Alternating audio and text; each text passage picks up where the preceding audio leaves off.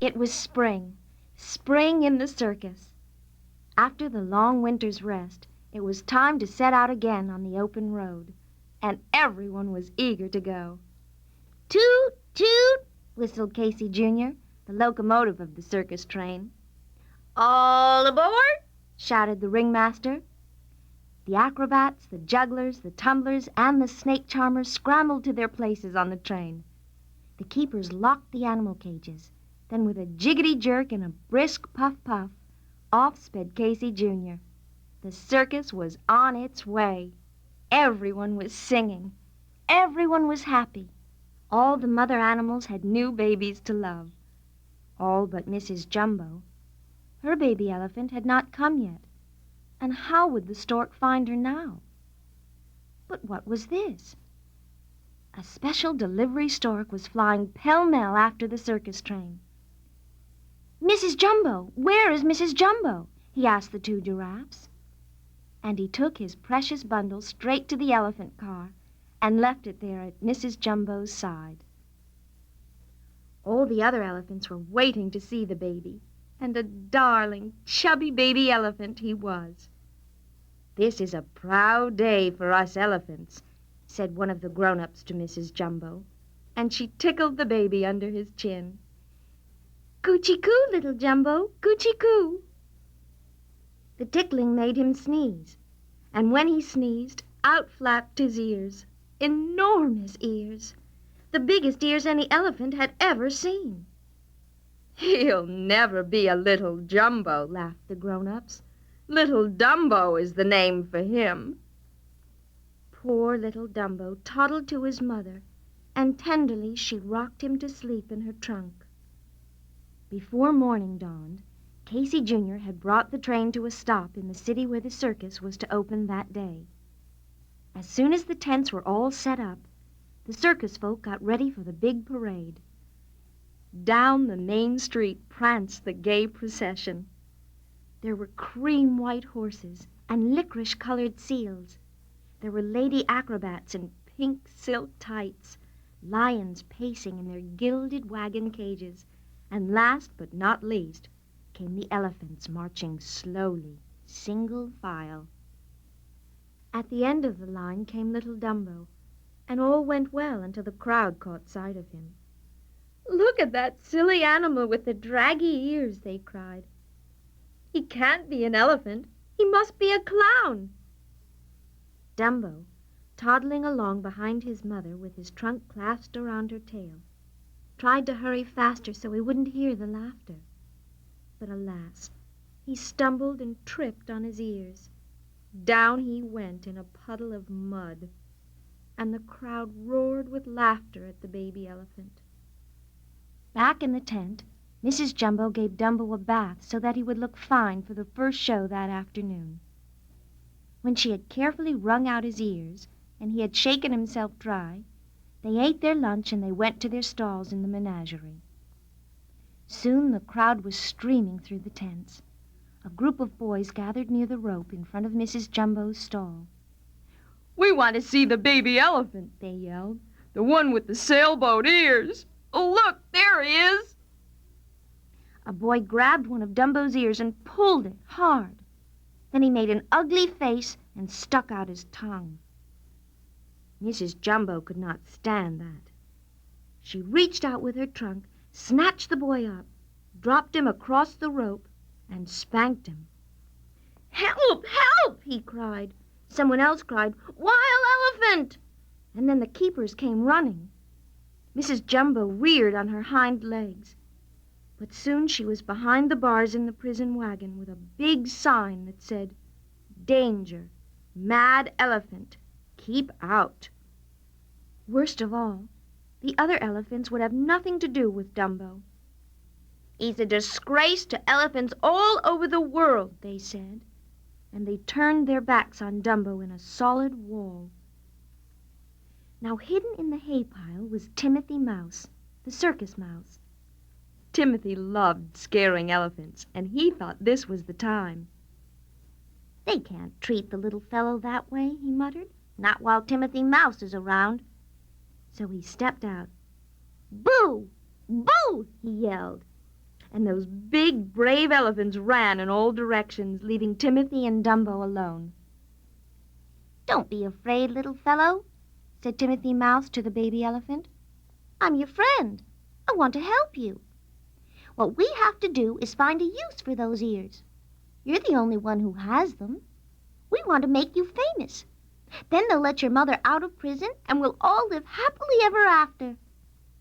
Dumbo nodded happily. His ears flapped like sails.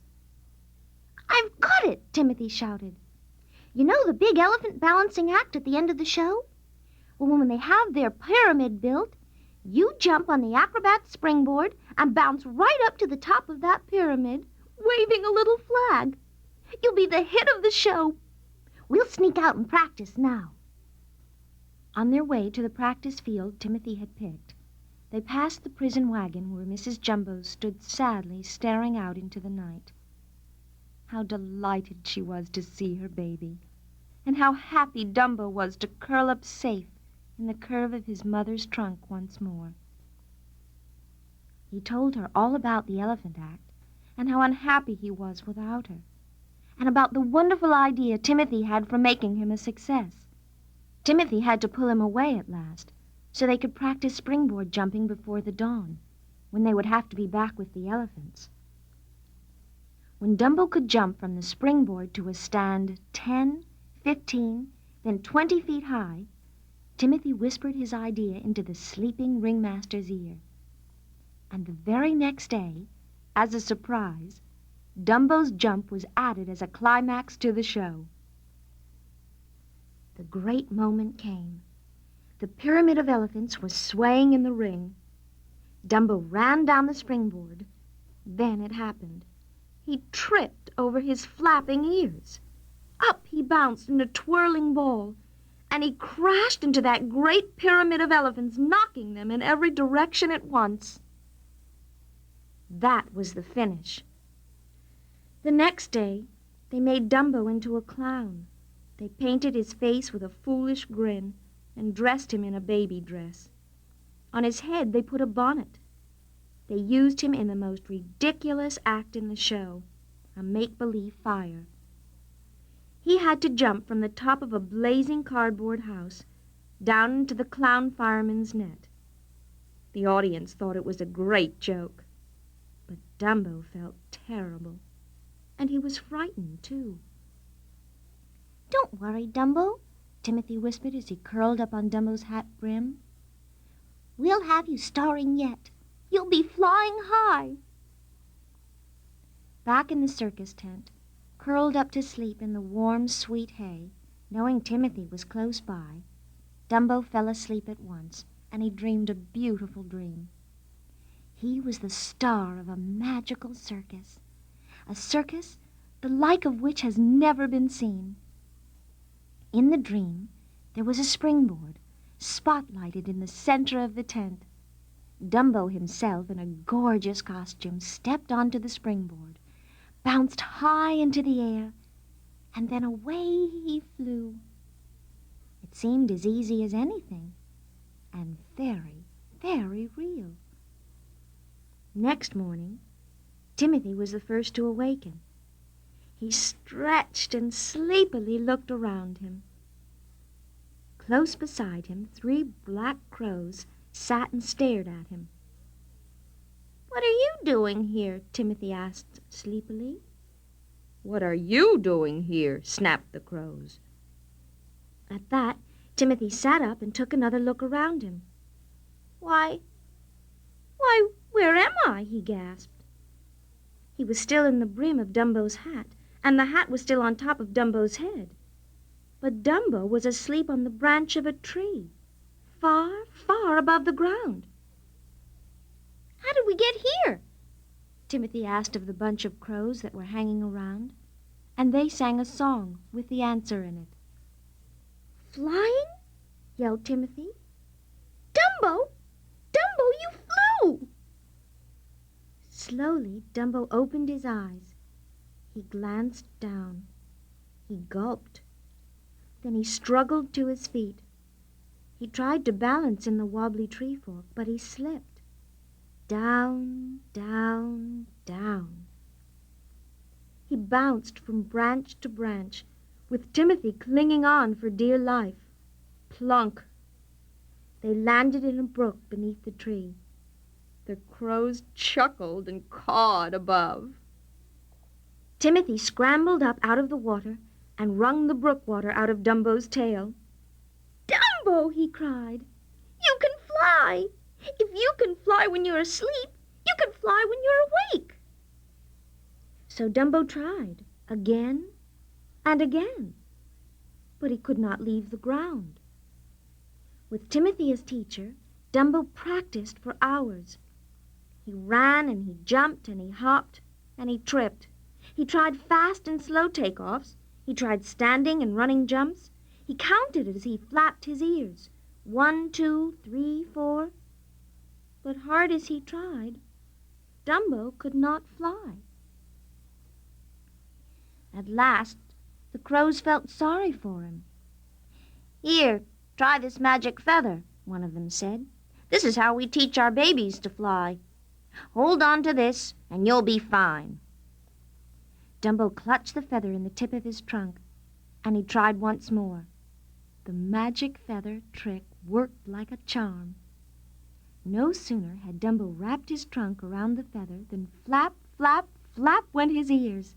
Up into the air he soared like a bird. Over the tallest treetops he sailed. He glided, he dipped, he dived. 3 times he circled over the heads of the cheering crows. Then he headed back to the circus grounds with Timothy cheering as loud as he could cheer from the brim of Dumbo's clown hat. "We must keep your flying a secret, a surprise for this afternoon's show," Timothy decided. So they landed before they reached the tents. When they got safely back, without being missed, it was time for Dumbo to get into his costume for the big clown act. Then he had to wait inside the little cardboard house all through the show until make-believe fire crackled up around him.